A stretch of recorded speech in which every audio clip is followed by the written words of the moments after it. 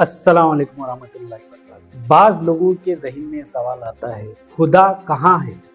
खुदा का पता क्या है? Does God exist?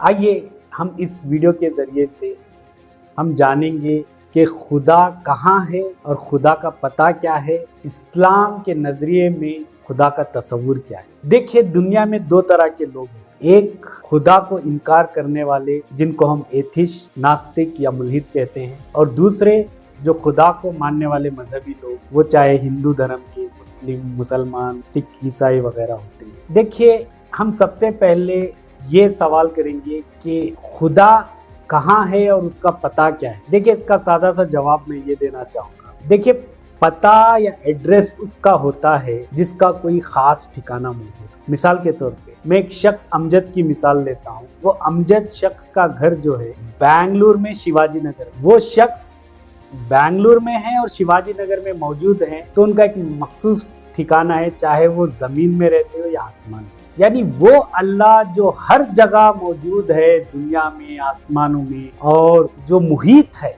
पूरे कायनात में, तो उसका पता हम नहीं बता सकते कि कहाँ। अब मैं और मिसालें देता हूँ। देखिए, हमारे इर्द गिर्द, दाएं बाएं, ऊपर नीचे, हर जगह हवा फैल रही है। क्या हम बता सकते हैं कि हवा का ठिकाना और एड्रेस और पता क्या है? लेकिन हम ये महसूस कर सकते हैं, क्योंकि देखिए, हम सांस ले रहे हैं, हमारे अंदर जो है ऑक्सीजन जा रही है और हम कार्बन डाइऑक्साइड रिलीज कर रहे हैं। हमारा जिंदा रहना इस बात की दलील है कि हवा है, हवा चल रही। और दूसरी मिसाल, हमारे अंदर जो है एक रूह है। अगर हम रूह का कोई ठिकाना बता सकते हैं तो हम नहीं बता सकते। तीसरा जो है, हमारे अंदर जो है जिस्म में खून रवां दवां हो रहा है, गर्दिश कर रहा है, सर्कुलेट हो रहा है हमारी बॉडी जिस्म में, तो हम उसका कोई एक ठिकाना बता नहीं सकते कि खून का अता पता कहाँ है। और हमारे अंदर जो है सेल्स हैं, सेल्स का कोई मुकाम और कोई ठिकाना मौजूद नहीं है, तो हम इसका ठिकाना नहीं बता सकते, तो अल्लाह का कहाँ से ठिकाना बता सकते हैं? जरा सोचने वाली बात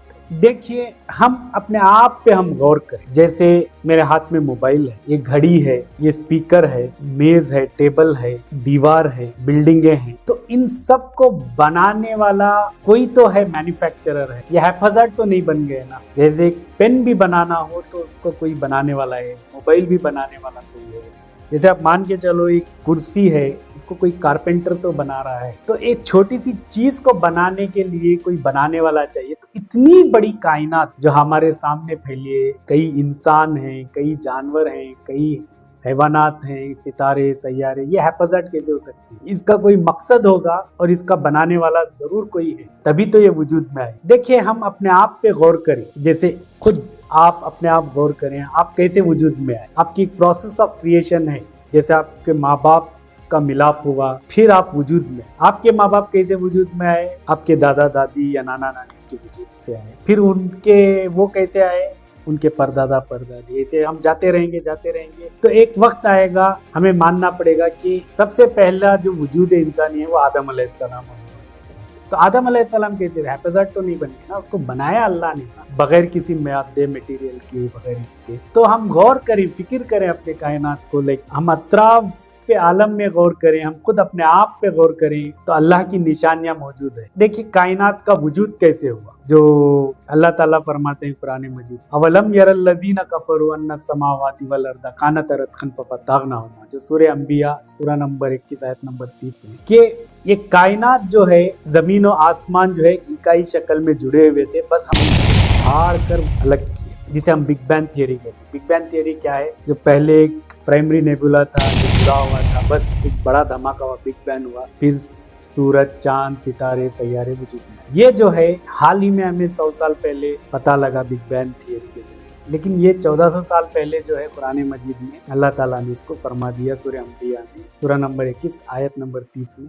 और देखिए, हर एक चीज का एक कॉज होता है, एक पर्पस होता है, जो सूरह यासीन में भी अल्लाह ताला फरमाते हैं कि इन्नमा अम्रुहु इज़ा अरादा शैअन अन यक़ूला लहू कुन फयकून। जब अल्लाह ताला किसी शय या चीज का इरादा फरमाते हैं तो वो हो जा, तो वो हो जाती है और होती चली जाती। देखिए, कुछ है जब अल्लाह ताला का इरादा है तो ही हो जाती है, ठीक है, ये ऐसे नहीं होता हैफाजतली। तो ऐसे बहुत सारे, अगर हम देखा जाए तो साइंस के कई मिसालें हैं, कई आयतें हैं, कमोबेश 1000 आयतें हैं, जो कायनात کے اوپر غور و فکر کرنے کے لائق ہے، جیسے تخلیق کائنات ہوئی، علم فلکیات کے موضوع پہ، جیسے دیکھا جائے تو تخلیق کائنات ہوئی، پھر دیکھا جائے تو پھر دخانی کیفیات، پھر آدمی کا ایمبریولوجی کا علم جنین کا نظام، پھر دیکھا جائے تو سمندر کا ملاپ، بہت سارے سائنسی حقائق موجود ہیں۔ اب دیکھیے ہم یہ جاننا چاہیں گے کہ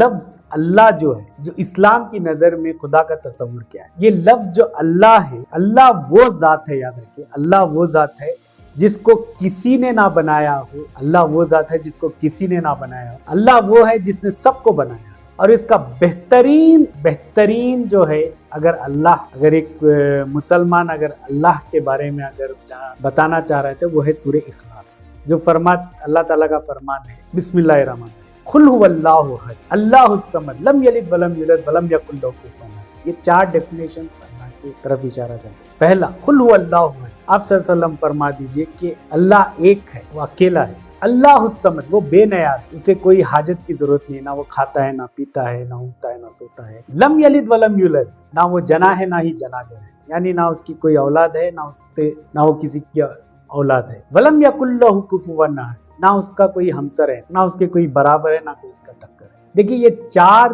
لائنز جو ہے خدا کی تعریف کرتی ہیں سورہ اخلاص، قل هو اللہ احد اللہ الصمد لم یلد ولم یولد ولم یکن لہ کفوا احد، یہ یاد رکھیے۔ دیکھیے لفظ اللہ جو ہے، اللہ کا ترجمہ صرف اللہ ہی ہے، یاد رکھیے گا۔ اگر ہم گاڈ یا دیوا کر کے کہیں گے تو یہ صحیح نہیں ہے۔ کیوں؟ میں بتاتا ہوں، کیونکہ یہ جو دوسرے لفظوں کو ہم کھلواڑ کر سکتے ہیں، جیسے مثال کے طور پہ اگر گاڈ اگر ہے تو اس کو اگر یس لگا دیں تو بن جائے گا گاڈس، اگر گاڈ کو ہم DESS لگا دیں گے تو بن جائے گا گاڈس، یعنی مونس، یعنی عورت خدا۔ دیکھیں اللہ کا کوئی جنس نہیں۔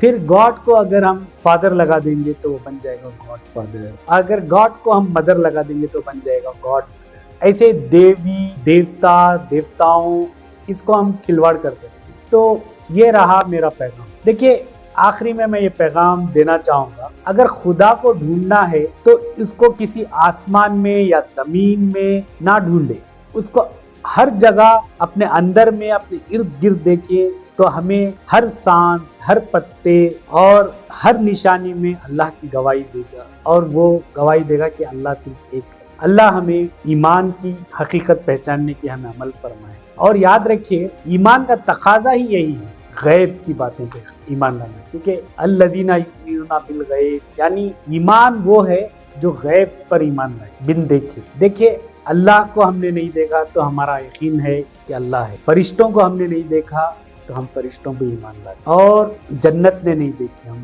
جنت کو مانتے ہیں، دوزخ کو نہیں دیکھا، دوزخ کو مانتے ہیں۔ تو یہ حقیقت ایمان، ہمیں اللہ تعالیٰ ہمیں ایمان پہ ہمارا خاتمہ عطا فرمائے۔ وآخر الدعوانا والحمدللہ رب العالمین۔ اگر یہ کسی کو ویڈیو میری پسند آئے تو انشاءاللہ لائک، شیئر اور سبسکرائب کریں میرے چینل کو، ڈاکٹر تنویر ٹاک۔